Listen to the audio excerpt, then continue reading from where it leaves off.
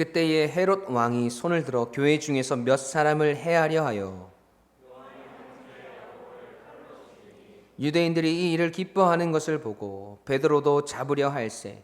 때는 무교절 기간이라.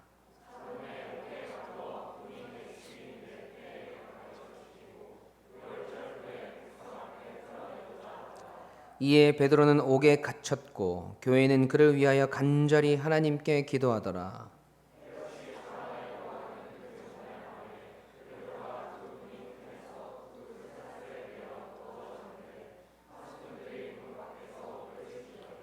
호련히 주의 사자가 나타나매 옥중에 광채가 빛나며 또 베드로의 옆구리를 쳐 깨워 이르되 급히 일어나라 하니 쇠사슬이 그 손에서 벗어지더라.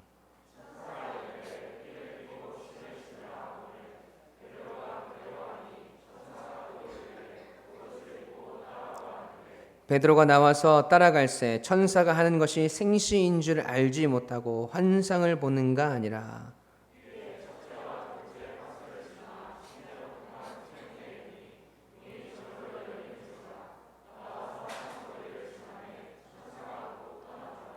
이에 베드로가 정신이 들어 이르되 내가 이제야 참으로 주께서 그의 천사를 보내어 나를 헤롯의 손과 유대 백성의 모든 기대에서 벗어나게 하신 줄 알겠노라 하여.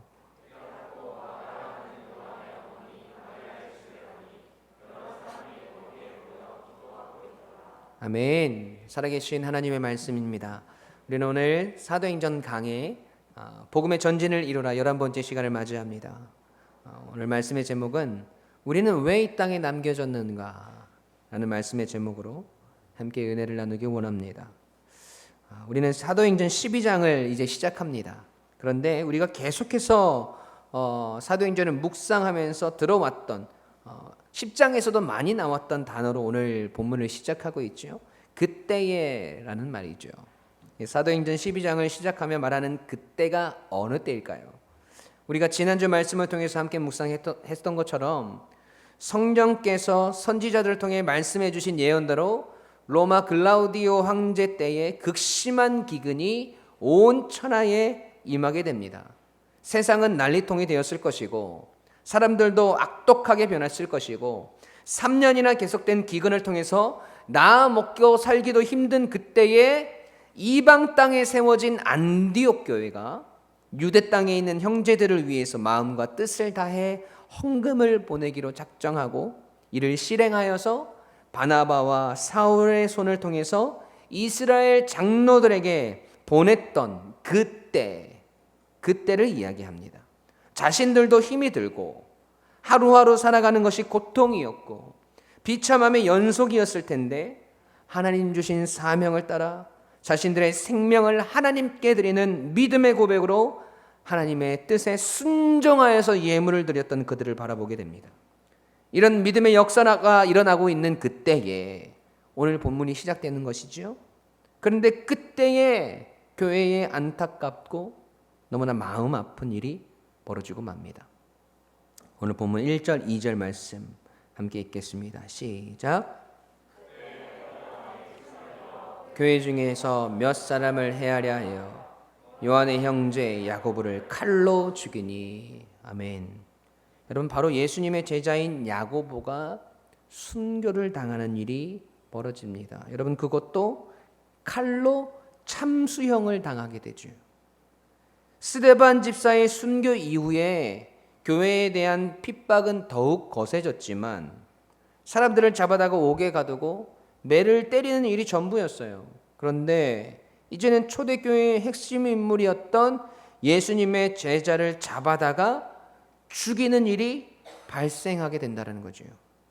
그것도 참수형이라뇨. 여러분, 사실 이 야고보의 죽음은요, 불법한 죽음이었습니다. 왜냐하면 여러분, 유대인들의 법에는 사람에게 사형을 언도하고 죽일 때 절대로 칼로 죽이는 법이 없어요. 유대법에는 돌로 쳐서 죽이도록 되어 있습니다. 그래서 스데반 집사가 돌로 쳐 죽임을 당한 것이지 않습니까? 예수 그리스도에 대해서, 복음에 대해서 담대히 전하는 스데반에게 신성모독이라는 가장 큰 죄를 덧입혀서 그를 돌로 쳐 죽인 것이잖아요. 여러분, 로마법도 마찬가지입니다. 로마법으로 적법한 절차를 거쳤다면 로마 형벌의 가장 큰 벌인 십자가형을 선고하는 것이 맞습니다. 그런데 이것도 저것도 아니란 말이죠. 적법한 절차를 거치지 않고 무자비하게 야고보 사도를 참수합니다. 그리고 뒤를 이어서 베드로도 잡아서 옥에 갇히게 되지요. 그리고 야고보 사도처럼 죽을 날을 기다리는 신세가 되었습니다. 여러분, 이런 상황 가운데서 우리가 어떻게 하나님의 역사를 기대할 수 있겠습니까? 이런 상황 가운데서 우리가 어떻게 두려워하지 않을 수 있겠습니까? 네, 물론 우리는 성경의 내용을 알고 있기 때문에 하나님의 역사가 계속되어지고 하나님의 일하심을 우리는 알고 있습니다. 그런데 이러한 상황 가운데 우리의 삶이 놓여지게 된다면 이야기는 좀 달라질 겁니다. 그럴 때, 그때에 우리는 우리의 신앙과 믿음을 점검해야 합니다. 우리의 믿음이 어떤 위치에 와 있는지 확인해야 한다는 것입니다. 무엇을 확인해야 될까요? 첫 번째로 우리는 무엇에 반응하며 살아가는가를 확인해야 합니다. 함께 읽어볼까요? 시작. 아멘. 자, 지금 야고보 사도가 참수형을 당해서 순교하는 일이 벌어집니다. 이 일을 누가 지도했습니까? 누가 주도했어요? 오늘 본문 1절에 보니까 헤롯 왕이 손을 들어 라고 말해요. 헤롯 왕이 이 일을 주도하고 지시한 것이죠. 여러분, 우리는 신약의 역사서를 읽다 보면 이 헤롯의 이름이 자주 등장하는 것을 우리는 알 수 있어요. 예수님이 태어날 때의 왕의 이름도 헤롯이었고, 또 사도행전 뒤쪽으로 가보면 사도 바울을 체포하도록 했던 왕의 이름도 헤롯이에요. 그래서 사람들이 다 똑같은 사람인가 착각할 수도 있지만 다 다른 사람입니다. 이 헤롯이라는 명칭은 이스라엘 지역을 다스리던 분봉 왕의 이름이었어요. 다시 말해서 그때 당시에 로마가 다스리던 나라가 워낙 방대했기 때문에 로마의 황제가 이를 다 통제할 수 없었습니다. 그래서 지역을 떼어주면서 그 지역들을 다스릴 왕들을 임명을 하는 것이죠. 영업하는 가게로 따지면 본점이 있으면 여러 지역에 분점들이 있잖아요. 그 분점을 맡아서 관리하는 지점장 같은 거예요. 로마에 기속되어 있는 한 지역이나 한 나라를 다스리는 왕이었다는 것이죠. 그 일을 헤롯 가문에게 맡긴 것입니다. 그래서 풀네임으로 하면 헤롯 아그리파, 헤롯 안티파스 이렇게 이름이 다 있는데 성경에서는 그냥 헤롯이라고 기록되어 있기 때문에 우리가 헷갈려하는 것이죠. 사도행전 12장에 나오는 헤롯은 헤롯 아그리파 1세입니다. 이 헤롯은 한 지역을 다스리는 분봉 왕이라고 말씀드렸죠. 그리고 어느 나라에 기속되어진 신분입니까? 로마입니다. 그러니까 로마가 본점이고 지금 자신은 분점에 있는 거죠. 본점에서 분점으로 지점장을 파견해서 잘 관리하도록 했단 말이죠. 근데 여러분 생각해 보세요. 본점에서는 분점에 별 문제가 없고 매출이 좋은 분점의 지점장을 좋아하겠습니까? 아니면 직원들이 맨날 손님들이랑 싸우고 매출도 별로 없는 분점의 지점장을 좋아하겠습니까? 여러분, 두말하면 잔소리잖아요. 한 지역을 딱 떼어서 헤롯에게 맡겼단 말이죠. 그러면 헤롯이 다스리는 그 나라가, 그 지역이 평안하고 백성들의 삶의 만족도도 높고 반역이나 반란도 일어나지 않고 세금도 잘 걷어들여져서 로마의 이득이 되어야 이쁨도 받고 인정도 받는 것이지 않습니까? 그러니까 이 헤롯 왕은 자신이 다스리는 지역의 백성들의 동태와 눈치와 여론을 아주 많이 살피는 사람이 될 수밖에 없었던 거예요. 백성들의 여론이 좋고 문제가 없어야지만 더 좋은 평가를 받게 될 것이고, 그렇게 분봉왕 노릇하면서 더 많은 영토와 더 많은 부를 축적하게 되지 않겠습니까? 그래서 지금 헤롯은 유대인들의 눈치를 보고 있는 거예요. 자신이 다스리던 지역에 엄청난 권력과 영향력을 가지고 있는 유대인들의 여론을 자신의 통치의 방향으로 잡을 수밖에 없었다는 것이지. 그래서 유대인들이 그렇게 싫어하는 그리스도인들, 그들을 보면서 이를 팍팍 가는 모습을 보면서 그 민심에 함께 동참하고자 교회를 핍박하기 시작하고, 그 핍박의 열매가 오늘 나타나게 되는 것인데, 그것이 야고보 사도의 참수형으로 나타나게 되었다는 것입니다. 야고보 사도는 스데반처럼 유대인들에 의해서 유대인들의 법으로 돌에 맞아 죽은 것이 아니에요. 로마의 헤롯에 의해서, 그것도 적법한 절차를 거치지 아니하고 감정적이고 급작적으로 죽임을 당한 겁니다. 여러분, 그런데 헤롯의 이 행동이 유대인들에게 아주 큰 호감을 사게 된 거예요. 오늘 본문 3절 말씀 함께 읽겠습니다. 시작.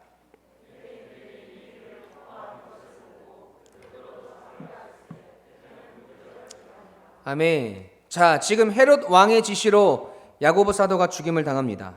이 일을 보고 유대인들의 반응이 어떤 반응을 봅니까? 이 일을 기뻐하는 것을 보고 라고 이야기합니다.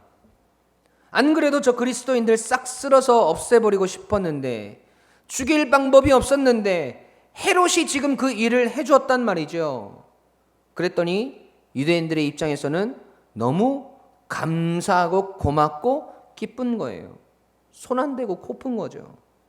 이 반응을 헤롯 왕이 유심히 지켜본 거예요. 그래서 이 여세를 몰아서 저 그리스도인들의 수장인 베드로를 죽이게 된다면 유대인들의 열화와 같은 환호와 함께 전폭적인 지지를 받을 수 있을 거라 확신을 하고 베드로를 잡아다가 옥에 가둔 것입니다. 여러분, 3절 마지막 말씀을 한번 보세요. 헤롯이 베드로를 잡으려고 할 때에 어떤 기간이었어요? 무교절 기간이에요. 무교절은 유월절과 맞닿아 있어요. 이 기간이 되면 온 사방에 흩어졌던 유대인들이 절기를 지키기 위해서 예루살렘으로 몰려옵니다. 수많은 유대인들이 예루살렘으로 모여 있을 때 베드로를 죽이게 되면 자신이 얻게 될 지지와 유대인들의 만족감은 하늘을 찌를 것이지 않습니까? 그 방법이 유대법이나 로마법에 어긋나는 일이라 할지라도, 진실이 아니더라도 자신의 목적만 달성하면 그 어떤 방법도 헤롯에게는 걸림돌이 되지 않았던 것이. 여러분, 헤롯이 지금 가장 마음을 쏟고 있는 것이 누구를 위한 것입니까? 자신을 위한 것이고 유대인들을 위한 것이에요.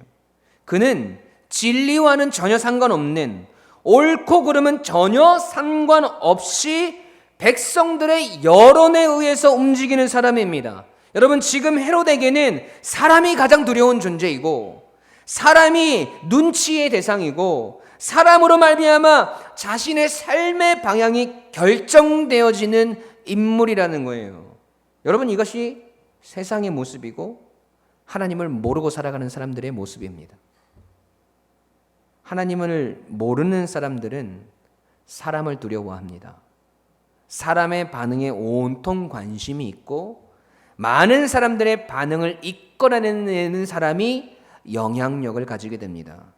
여러분, SNS 스타들, 유튜브 스타들이 왜 등장을 하게 되었어요? 어떻게 하면 사람들에게 관심을 받을까? 어떻게 하면 사람들의 반응을 이끌어낼 수 있을까만 생각하지 않습니까? 처음에는 그냥 일상으로 시작했던 콘텐츠들이 사람들의 반응이 뜨거워지자 더 많은 인지도와 관심을 받기 위해서 제목도 자극적이게 만들고, 콘텐츠의 소재들도 사람들이 관심을 가지고 유행하는 것들로 정하게 되고, 여러분, 그러다가 사람들의 반응이 시원찮으면 우울해지고, 반응이 좋으면 기뻐하고 행복해지지 않습니까? 이 모든 일들이 사람들의 반응과 그로 인한 영향력들의 관심이 있어서 그런 것이지 않습니까? 여러분, 그러나 하나님의 사람은 다릅니다. 우리는 하나님을 두려워합니다. 사람의 반응이 아니라 하나님께서 원하시는 그 뜻에 오히려 우리가 반응하는 삶을 살아갑니다. 사람을 기쁘게 하는 것이 아니라 어떻게 하면 하나님을 기쁘게 해드리는 삶을 살아갈 수 있을까? 그것을 생각하며 살아갑니다. 여러분, 이것이 그리스도인의 삶의 모습이에요. 그렇다면 우리의 인생에 질문을 던져보셔야 합니다. 우리는 누구를 바라보고 있는가? 누구에게 중점을 두고 삶을 살아가고 있는가? 사람들의 반응과 사람들의 관심과 사람들에게 보여지는 것에 온통 마음을 뺏기는 삶을 살아가고 계시지는 않나요? 저 사람이 나에 대해서 어떻게 생각하고 어떻게 하면 사람들의 관심을 받고 어떻게 하면 사람들에게 인정을 받을까만 온통 우리의 삶이 집중되어 있지는 않습니까? 여러분, 오해하지 마십시오. 그런 것 하나도 신경 안 써도 된다는 말이 아니에요. 우리는 우리의 인생을 살아가며 그리스도인으로서 당연히 사람들에게 아름다운 반응들을 이끌어낼 수 있어야 합니다. 다만 분명히 해야 할 것은 우리가 관심을 가지는 사람들의 반응들을 향한 그 갈망이 누구의 유익을 위한 것인지 점검하셔야 합니다. 우리가 그리스도인으로서 이 땅을 살아가며 하나님의 뜻을 실현시키고 하나님께서 원하시는 우리의 삶에 대한 반응들에 더 열심을 쏟는 사람이 되어야 하는 것 아닌가요? 여러분, 우선순위가 무엇입니까? 누구의 기쁨이 먼저입니까? 헤롯과 같이 사람들의 관심과 사람들의 반응을 통한 여러분의 기쁨이 먼저입니까? 아니면 하나님을 향한 관심과 하나님의 뜻에 대한 우리의 반응들을 통해 하나님께서 기뻐하시는 것이 먼저입니까? 누구의 기쁨을 위해서 여러분 살아가고 있습니까? 여러분의 일상에서의 삶의 열심과 그리스도인으로서의 삶의 최종 목적지가 어디인가를 여러분 잘 확인하셔야 합니다. 갈라디아서 1장 10절 말씀 함께 읽겠습니다. 시작.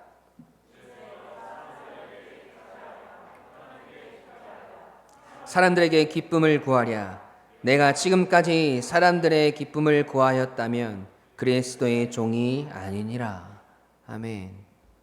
여러분, 지금 누구에게 좋고 누구에게 기쁜 삶을 살아가고 계시나요? 우리 그리스도인들은 누구를 기쁘시게 하는 삶을 살아야 할까요? 여러분의 인생의 질문을 던져보셔야 합니다. 내가 오늘 무엇에 반응하며 살아가고 있는지, 내가 오늘 누구의 기쁨을 위해서 살아가고 있는지, 내 인생의 행복은 어디로부터 오는지, 내 삶의 주인은 누구인지, 내 인생의 방향은 어디를 향해 가고 있는지, 여러분 그 해답을 오늘 찾으셔서 오늘 우리의 삶이 하나님을 기쁘게 해드리는 삶이 되길 소원합니다.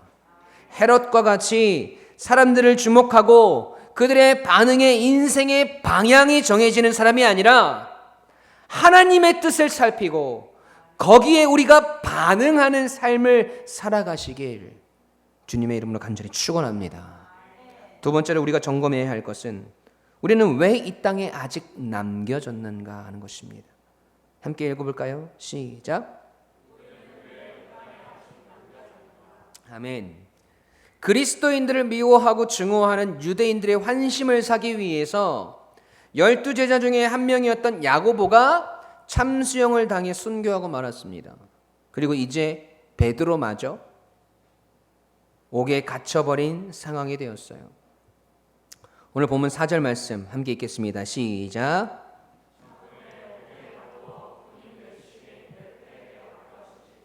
유월절 후에 백성 앞에 끌어내고자. 아멘. 여러분, 베드로는 벌써 옥에 갇힌 지 세 번째입니다. 사도행전 4장과 5장에 보면 각각 한 번씩 잡혔는데 4장에서는 위협을 당하고 노임을 받았지만 5장에서는요 천사가 밤에 와서 옥문을 열고 사도들을 끌어냅니다. 그런 일들을 겪었던 터라 이번에는 정말 도무지 빠져나갈 수 없도록 베드로를 감금합니다. 4절에 보니까 군인 4씩인 4패에 맡겼다고 되어 있는데 총 인원이 16명이에요. 16명이나 되는 인원들이 베드로를 꽁꽁 싸고 있습니다. 거기다가 감옥 안에서는 어떻게 있었는지 보세요. 감옥 밖에서는 16명이 그 문을 지키고 있고 감옥 안에서는 6절 보세요. 헤롯이 잡아내려고 하는 그 전날 밤에 베드로가 두 군인 틈에서 두 쇠사슬에 매여 누워 자는데 파수꾼들이 문 밖에서 옥을 지키더니 아멘. 여러분, 한 손은 쇠사슬에 매여서 이 병사의 손에 함께 묶여져 있고 다른 한 손은 쇠사슬에 매여서 다른 병사의 손에 매여져 있어요. 형사들이 범인의 한 손에 수갑을 채우고 자신의 손에 수갑을 채워서 두 사람이 떨어지지 못하게 하는 것처럼 지금 양쪽에서 두 병사가 베드로와 함께 쇠사슬로 묶여 있는 겁니다. 여러분, 이 정도 되면 거의 완벽한 감금 아닌가요? 누가 여기서 도망갈 수 있겠습니까? 감옥에는 갇혀 있지. 손발에는 쇠고랑이 채워져 있지. 감옥 밖에는 16명의 병사들이 지키고 있지. 여러분, 이거는 완전히 갇혀버린 상황이 된 것이죠. 그리고 헤롯은 6월절이 지난 직후에 가장 많은 유대인들이 예루살렘이 모여 있을 때 유대인들에게 더 많은 지지와 인지도를 얻기 위해 베드로를 죽이고자 합니다. 여러분, 그때의 교회에는 어떤 일이 있었습니까? 5절 말씀 한번 보세요. 시작.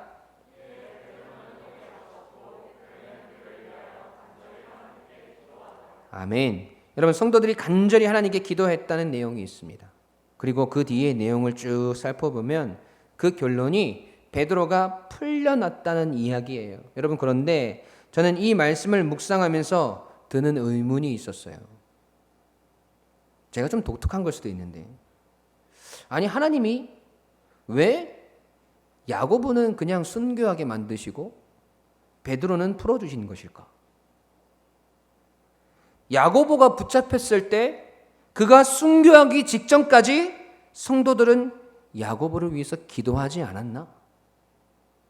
여러분, 아니란 말이죠. 야고보도 예수님의 제자였고 베드로도 예수님의 제자였습니다. 둘 다 헤롯 왕에 의해서 붙잡혔는데 야고보는 참수형을 당하고 베드로는 그 삼엄한 경계 속에서 풀려났단 말이죠. 여러분, 그것도 베드로가 주도하거나 의도했던 것이 아니었어요. 본문 7절 말씀 보세요. 그 증거가 있어요. 함께 읽겠습니다. 시작.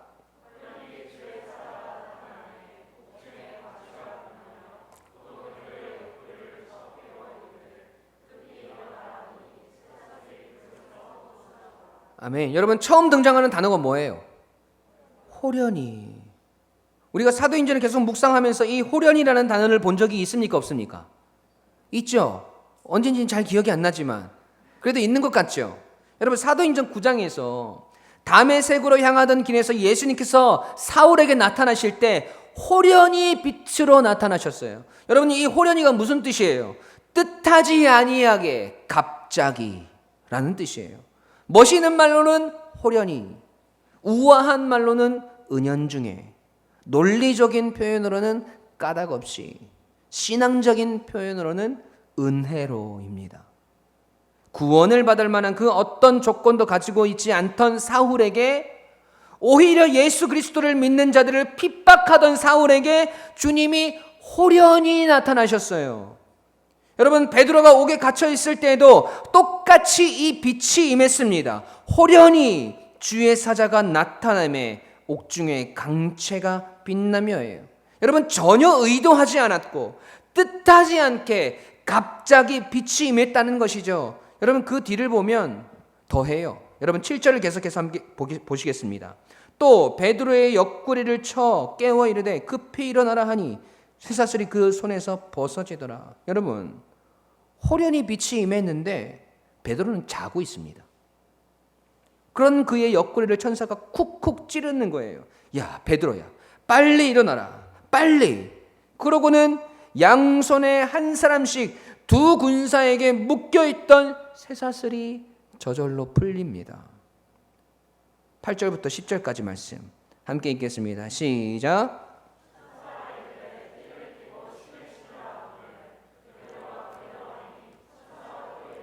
겉옷을 입고 따라오라 한대 베드로가 나와서 따라갈새 천사가 하는 것이 생시인 줄 알지 못하고 환상을 보는가 아니라 이에 첫째와 둘째 파수를 지나 시내로 통한 새 문에 이르니 문이 저절로 열리는지라.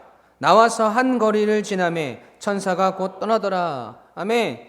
여러분, 이 천사의 이 친절하고 디테일한 설명을 보세요. 거의 뭐 백화점 수준 아닙니까? VIP 고객 아니에요? 고객님, 신발을 신어주시겠습니까? 고객님, 이번엔 겉옷을 입고 저를 따라와 주십시오. 여러분, 그렇게 천사를 베드로가 따라가는데 이게 꿈인지 생시인지 알지도 못해요. 그리고는 감옥 바깥에서 감시를 하고 있는 파수꾼들을 통과합니다. 첫 번째 파수대를 지나고 두 번째 파수대를 지나서 시내로 향하는 쇠문에 이르러요. 그랬더니 문이 저절로 스르르르 열려요. 고객님, 이 문은 자동문입니다. 이리로 나가시죠. 여러분, 그렇게 문을 나가 얼마나 걸었을까요? 한 블럭쯤 지나 안전한 지대에 다다랐을 때 천사가 베드로를 떠나갑니다. 여러분, 지금 이 일이 베드로에게 순식간에 벌어진 일이란 말이죠.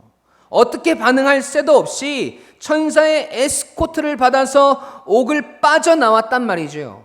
이것을 계획하거나 주도한 것이 아니라 호련히 임한 하나님의 뜻하심과 그 계획과 그 시련들에 의해서 지금 베드로가 옥을 나오게 됐다는 거예요. 여러분, 너무나 드라마틱한 탈출의 장면 아닙니까?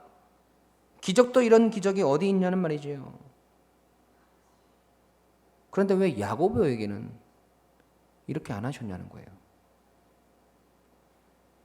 하나님께서 관건적으로 역사하셔서 야고보의 목을 베려고 하는 사람을 한 방에 죽이시든지, 야고보가 갇혀 있는 옥문을 열어서 베드로와 같이 최상의 에스코트로 그를 풀려나게 하실 수 있지 않습니까? 우리 하나님은. 우리 하나님께서 그런 능력이 없으셔서 그런 걸까요? 아니잖아요. 그런데 왜 야고보는 데려가시고 베드로는 죽을 길에서 살려두셨다는 겁니다.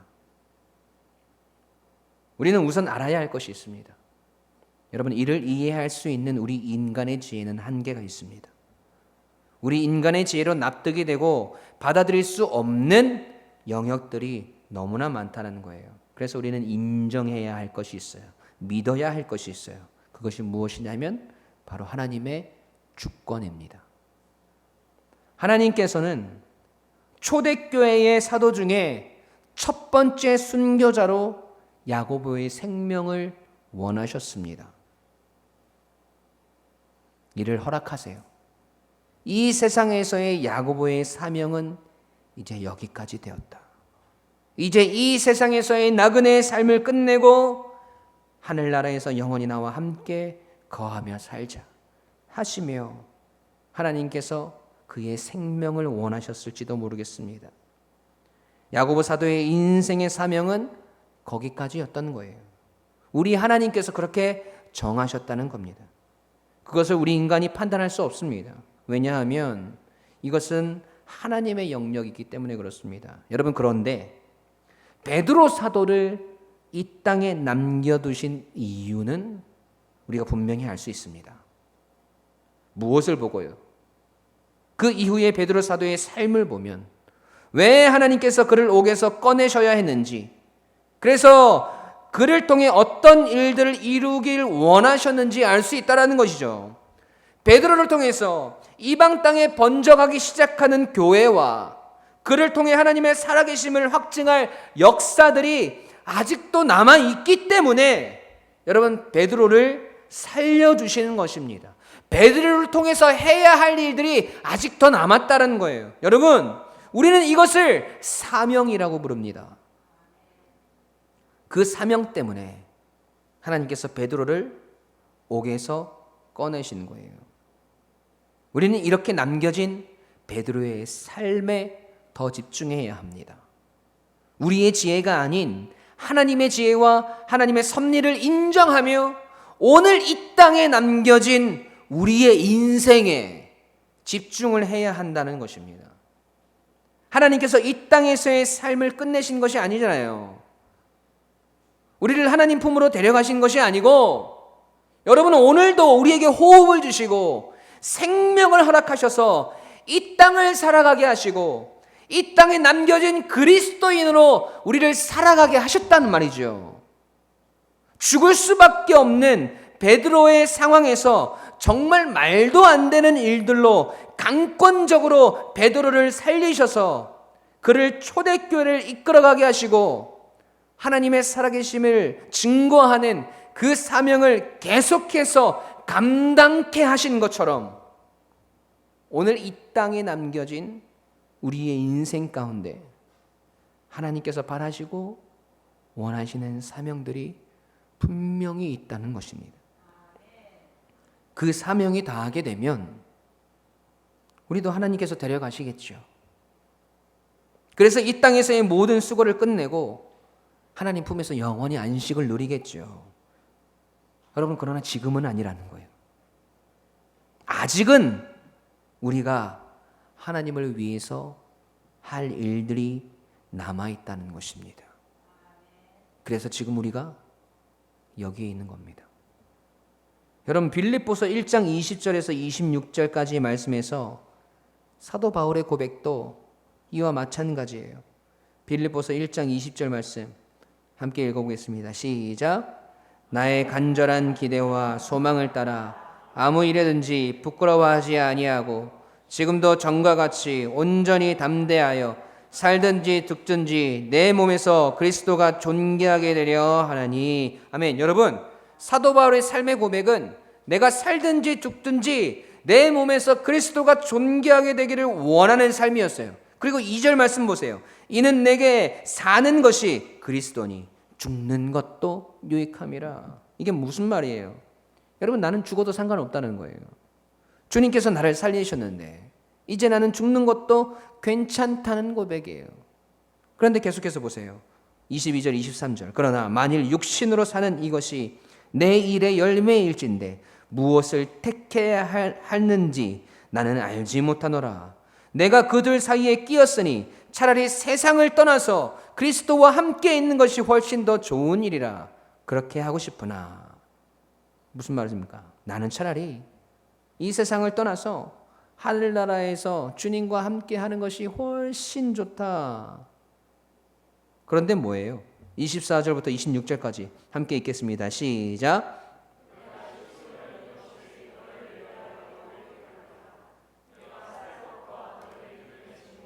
기쁨을 위하여 너희 무리와 함께 거할 이것을 확실하노니 내가 다시 너희와 같이 있으므로 그리스도 예수 안에서 너희 자랑이 나로 말미암아 풍성하게 하려 함이라. 아멘. 여러분, 지금 사도 바울이 이 세상에 살아있음과 그들과 함께함을 통해서 어떤 열매가 있어집니까?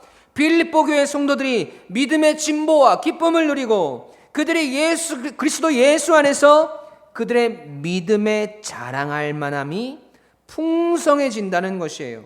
사도 바울 자신을 통해서 이 땅 가운데 드러나야 할 하나님의 은혜와 풍성함들이 아직 있기 때문에, 그것을 확신하기 때문에 주님 품으로 나는 가고 싶으나 아직까지는 살아있는 것이 유익하다는 것입니다. 여러분, 베드로처럼 사도 바울처럼 하나님께서 오늘 우리를 영원히 죽을 수밖에 없는 죽음의 감옥에서 건져주셨습니다.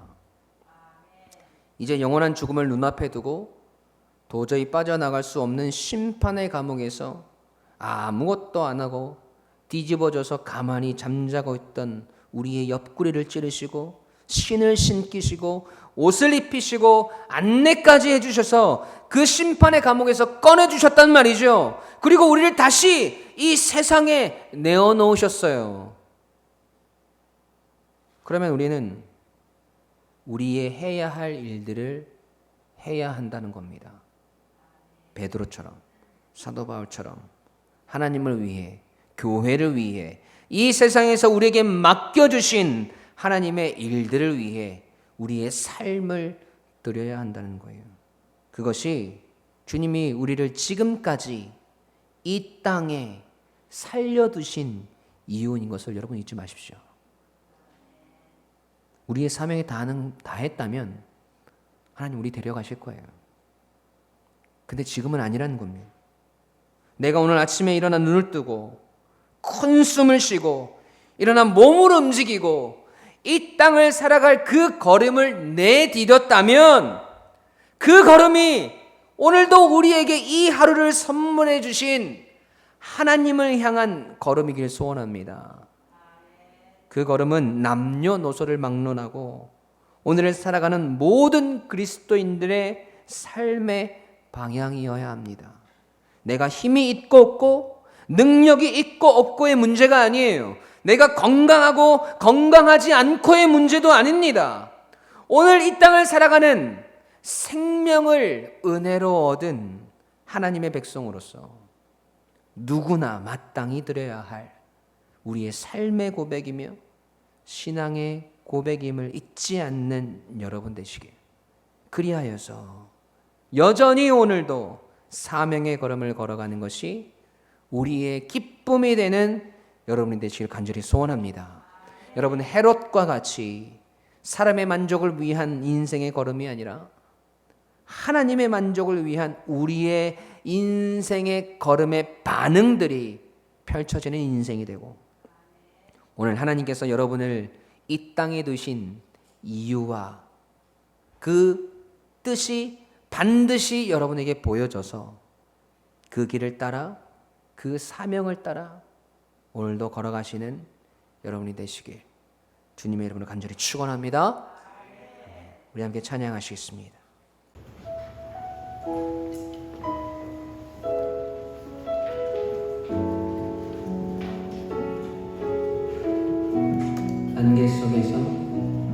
안개 속에서 주님을 보내 아무도 없을 것 같던 그곳에서 손 내미셔서 나를 붙드네 길 잃고 쓰러져가던 그곳에서 우리 다시 한번 안개 속에서 주님을 보내 아무도 없을 것 같던 그곳에서 손 내미셔서 나를 붙드네 길 잃고 쓰러져가던 그곳에서 주님 말씀하시니 주 말씀하시네 내 손 잡으라고 내가 곧 길이요 진리 생명이니 나 그 길을 보내 주 예비하신 곳 다른 길로 돌아서지 하늘이 예수의 길 그 좁은 길 나는 건네 주 손잡고 그 무엇도 두렵지 않네 주님 주신 약속 내게 있으니 세상의 길 그 험한 길 승리하네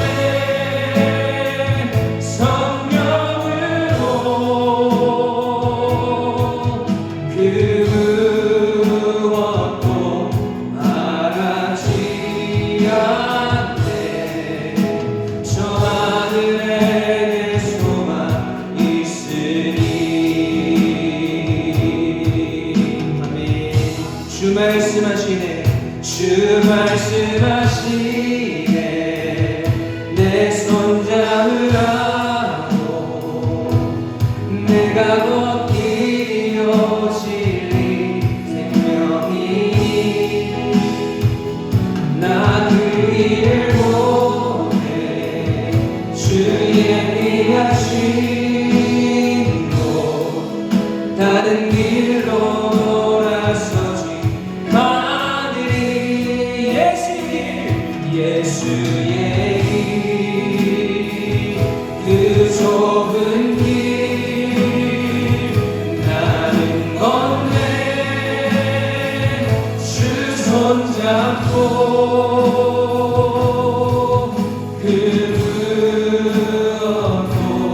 두렵지 않네. 주님 주신 약속 내게 있으니 세상의 길 험한 길 승리하네. 성령으로 그것도 알았지 않네. 저 하늘에 내 소망 있으니 그것도 알았지 않네. 저 하늘에 내 소망 있으니. 여러분 기도합시다. 여러분, 우리는 때론 헤롯과 같은 삶을 살아가고 있지 않습니까? 하나님의 말씀에 하나님의 뜻에 반응하지 아니하고 사람들에 의해서, 세상에 의해서, 환경들에 의해서 우리의 삶의 방향이 정해지고 우리의 삶의 반응들이 바뀌어지진 않습니까? 여러분이 누구의 사람인가를 여러분 확인하십시오. 여러분은 하나님의 사람입니다. 이 세상을 두려워하는 존재가 아니라 하나님을 두려워하는 존재로 살아가야 합니다. 그 하나님께 반응하는 인생, 하나님의 뜻을 바라보며 이 땅 가운데서 하나님을 향한 반응들을 이끌어내고 살아내는 인생, 그런 인생이 우리가 되게 해달라고 기도합시다. 여러분의 두 번째로, 이 땅에 남겨진 베드로의 모습을 우리는 보게 됩니다. 야고보 사도는 그의 사명을 다하여 하나님께서 데려가셨고, 베드로는 아직 이 땅에 할 일이 남아있기 때문에 그를 이 땅에 남겨주셨습니다. 도저히 빠져나올 수 없는 그 감옥에서 베드로를 건져주셨고, 안전한 곳에 베드로를 홀로 두시고 천사는 떠나갔습니다. 여러분, 그 길 한복판에서 여러분 베드로는 어떤 길을 갔는지 아세요? 사도행전 12장 이후에는 뚜렷한 베드로의 행적이 나오지 않습니다. 하지만 유대의 역사를, 이스라엘의 역사를 보면 베드로는 십자가에 거꾸로 매달려 순교당합니다. 교회를 위해, 주를 위해, 하나님을 위해 그 인생의 길을 걸어가다 주님과 같이 십자가에 매달려 하나님 품에 안기게 됩니다. 그는 그 길을 걸어갔습니다.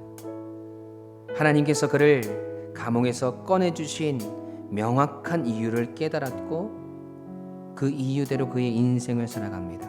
여러분, 하나님께서 오늘 우리를 살려두신 이유가 무엇일까요? 우리를 데려가시지 않으시고 이 땅 가운데에서 우리의 생명을 연장시켜 주시고 오늘도 우리에게 호흡을 선물로 주시며 오늘도 우리의 삶을 살아갈 수 있는 힘을 주신 이유가 무엇일까요? 여러분을 통해서 하나님께서 하시고자 하시는 일들이 아직 남아있다는 것입니다. 여러분, 우리는 그것을 바라보아야 합니다. 그 사명을 바라보아야 합니다. 그 사명이 베드로와 같이 오늘 여러분의 삶 가운데 발견되어지길 소원합니다. 그 사명을 발견하게 되어서 그 사명을 따라 우리의 생명을 다해 믿음의 길을, 그 좁은 길을 승리함으로 걸어갈 수 있는 여러분이 되시길 소원합니다. 그런 내가 되게 해달라고, 하나님 나에게 사명을 보여주시라고, 하나님께서 나를 이 땅에 남겨두신 이유를 하나님 내가 발견하게 해달라고, 그래서 그 길을 오늘도 내가 묵묵히 걸어가게 해달라고, 주님 나에게 힘과 능력을 부어달라고, 우리 함께 이 시간 주님 앞에 합심하여 기도하며 나가도록 하겠습니다. 함께 기도하십시다.